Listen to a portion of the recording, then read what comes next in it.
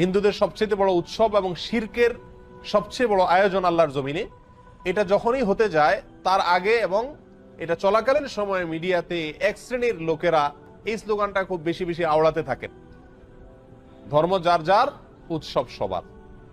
বড় আশ্চর্য লাগে, বিষয়টা যখন ধর্মীয় তাহলে এটার ব্যাখ্যা দিবে তো ধর্মীয় ব্যক্তিবর্গরা, কিন্তু ধর্মীয় বিষয়ে ব্যাখ্যা দিতে আসছেন রাজনীতিকরা, ধর্মীয় বিষয়ে ব্যাখ্যা দিতে আসছেন বুদ্ধিজীবীরা, যাদের ধর্ম সম্পর্কে কোনো ধারণাই নাই।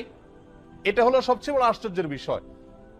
একজন মুসলিমের জন্য হিন্দুদের দুর্গাপূজাতে কোনোভাবে অংশগ্রহণ করা জায়েজ কিনা, অনুমোদিত কিনা, এ বিষয়টি তো সিদ্ধান্ত দিবে ধর্ম বিশেষজ্ঞগণ, ওলামা একরাম, কারণ বিষয়টা ধর্মীয়।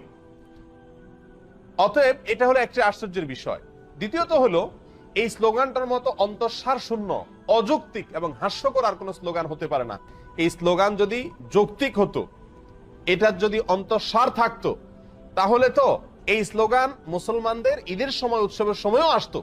বলা হতো, হিন্দুদেরকে আহ্বান করা হতো, তোমরাও আসো, দোনো ঈদে অংশগ্রহণ করো।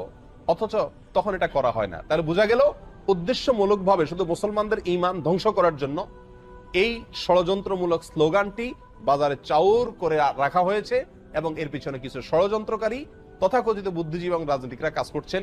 আমরা সকলেই জানি, কোরবানিদের সময় পাক ভারত উপমহাদেশের মানুষ সবচেয়ে বেশি পরিমাণে কোরবানি করে গরু।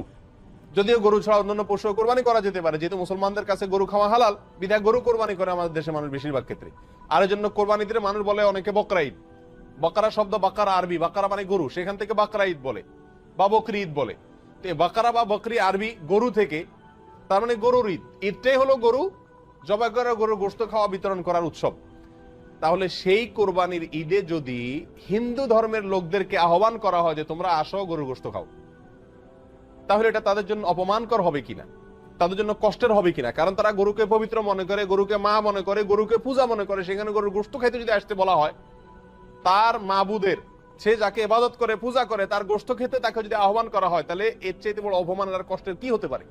এই কারণেই কোন রাজনৈতিক বা তথাকথিত বুদ্ধিজীবীদের কেউই আহ্বান করে না হিন্দুদেরকে যে আসো, মুসলিমদের সাথে উৎসবে সামিল হয়ে যাও, কারণ উৎসব সবার।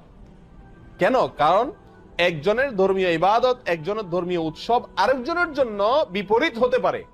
একজন মুসলিম, নগণ্য থেকে নগণ্য, সাধারণ থেকে সাধারণ মুসলিমও জানেন যে ইন্না শিরকা লাযুলমুন আযীম, নিঃসন্দেহে শিরক, নিশ্চয়ই শিরক, এটা সবচেয়ে বড় অপরাধ।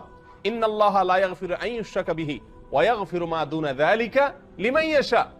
আল্লাহ সুবহানাহু ওয়া তাআলা তার সঙ্গে শিরক করলে এটা মাফ করেন না, আর শিরক ছাড়া অন্য যে কোনো গুনাহ আল্লাহ চাইলে যার জন্য ইচ্ছা তার জন্য কি করতে পারেন?